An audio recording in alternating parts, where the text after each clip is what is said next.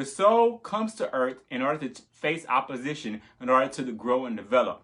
As you know, with many things in life, you can't grow until you have some type of opposition in life. So if you're working out, if you're going to school, you have to go through some tough times in order to grow. So the soul in the spirit state is perfect. There's no opposition. It's the God state. So when it's put into a body on the physical earth, that's actually when it grows. The soul has always existed, and it always will. So there are three components of the soul: the mind, the will, and the emotions. So the mind is the most important part. It's actually our most precious, valuable asset. And it's an intangible asset because it can't be seen. The brain is the physical component of what you would think the mind is, but the mind is actually more than just the brain. It consists of our memory, our consciousness, our judgment, our thoughts, our beliefs, and our imaginations. It is everything that is us put into the physical body, our whole mindset. So you talk about imagination. So for people that invent things, or the creative people out there, when you create things, it starts in your mind first. You make a conscious decision to make something that you haven't seen physically in your non-physical energy self. Any of beliefs that you have about yourself, that all starts in your mind. So think about the power of the mind. There's so much power in the mind. Once you make up your mind to do anything or something on earth, you can do anything possible. So just think about somebody running for office. Now, if you're running for office and you make up your mind to run for office, and that is in your mind, and you have your mind focused on that, it's going to shape your will. And your will is your decisions, actions, and your choices. So it's actually what you choose to do or what you refuse to do. So if you're running for an office, you need to make some conscious type decisions and choices in life. So, addictions or bad habits, you're going to let go of those things. So after you make a mindset, all of your will and your decisions actually feeds into your mind. Your mind is your memory, it's your data bank of what's going on, of you. So all of your records of all your decisions and your choices and things that you refuse, it goes into your mind. Your mind is the memory of all of those things. The third component of the soul is emotions. So is our emotional state, is our emotional well-being, how we are in different given scenarios in life. So, for instance, say there's one person and they're driving, they get stuck in traffic, and they get very, very upset. They're on their way to work, they're late, and then they just get upset because of the traffic jam. They get road rage, they roll down the window, curse somebody, speaking bad language, and it messes up their whole day. They're in an emotional wreck the whole day. Then there's the other person, same traffic jam, they're late to work as well, and guess what? They're just calm, easy, just slow, just cool. Put on an audio book and just chilling to a good old beat on the radio. Those are two different people that was faced with the same scenario, but they reacted differently based on their emotional stability. So that's the third component of who you are as a non-physical entity, or your non-physical energy. And all of those emotional states, all of those circumstances and situations that you get into, and how you react to those, that gets recorded into your memory, into your mind.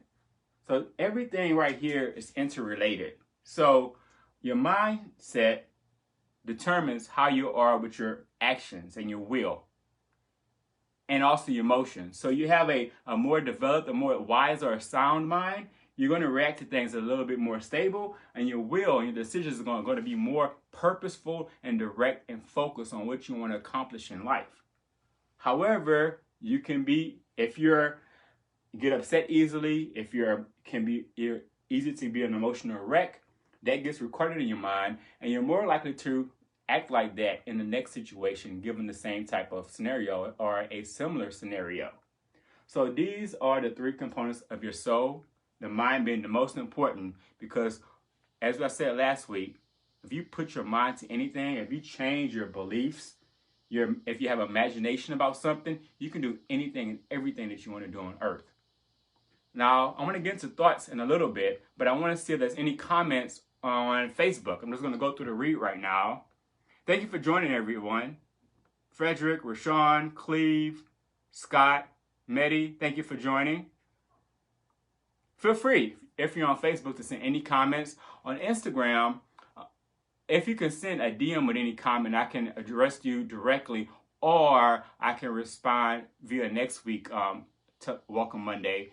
That would be my preferred method with that, just because when you make the comments, they go up and I can't see them. I would have to literally go and scroll down or scroll up and see all the comments on Instagram. So if you can just make any comments on Instagram via the DM, and I'll respond to you. Or if you want to add me on Facebook, that is Derrick Vidrine, D-E-R-R-I-C-K. Vidrine is V as in Victor, I-D, or as in Robert, I-N-E. Okay, so no comments on Facebook. So I'm going to go into the thoughts. So, according to the National Science Foundation, the average human thinks 12,000 to 60,000 thoughts per day. Can you imagine that? 12,000 to 60,000 thoughts per day. And that's all going up in here, your thoughts in your mind. 95% of those thoughts are repetitive, meaning that you thought those same thoughts yesterday. Of those 12,000 to 60,000 thoughts that's going up in your head every single day, 80% of those are negative. Yes, negative. We certainly do live in a negative world.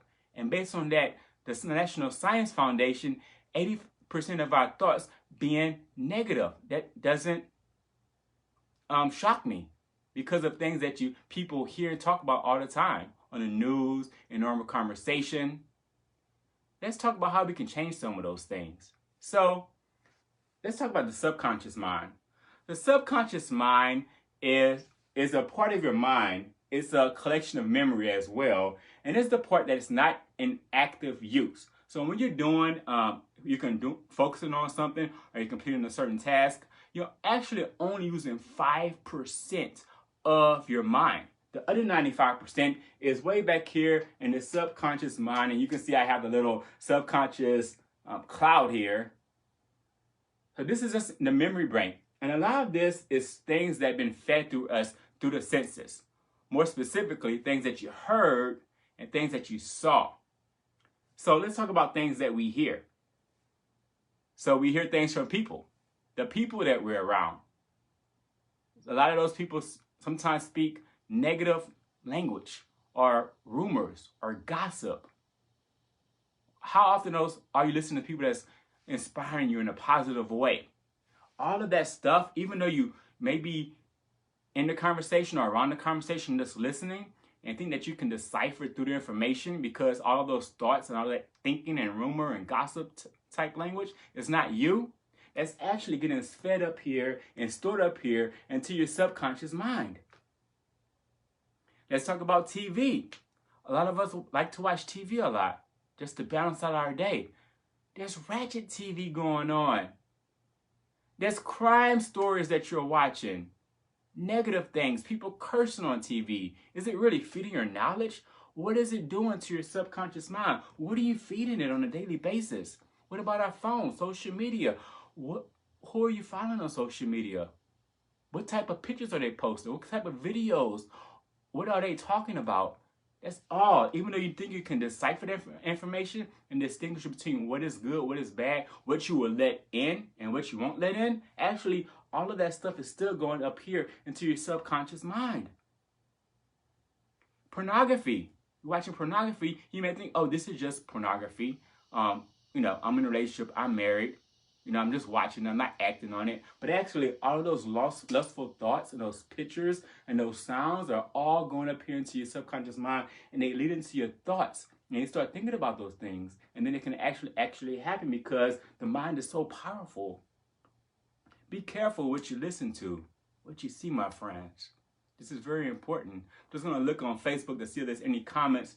Feel free to chime in and comment on anything that I've talked about, or there's something that doesn't make sense, or you want to challenge me on something. I want to put it out there on the table. I'm a very open guy, and I want to I want this to be as interactive as possible. Okay, so we talked about the subconscious mind, the thoughts, and so I do want to mention that 95% of our thoughts comes from our subconscious mind. So that is the inactive state up here that we're not actually using, but it's just it's up here in our memory, in our subconscious memory, because it's things that we've seen through the senses. I see, Jay, I see you have a comment on Instagram. I can't see the Instagram comment because it's far away, but I hope to talk to you about that later. So let's talk about the 3 states of mind. And this is my exhibit B.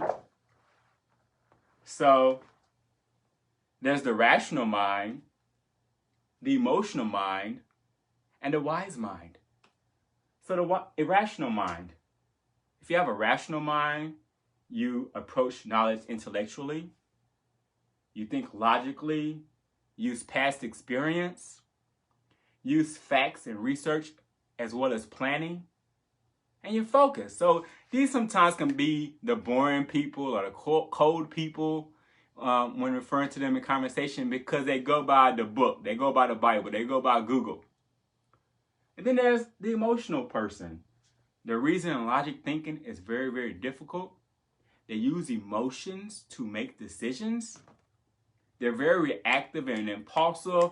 They have no process to filter out the thoughts that are not theirs and the thoughts that are theirs.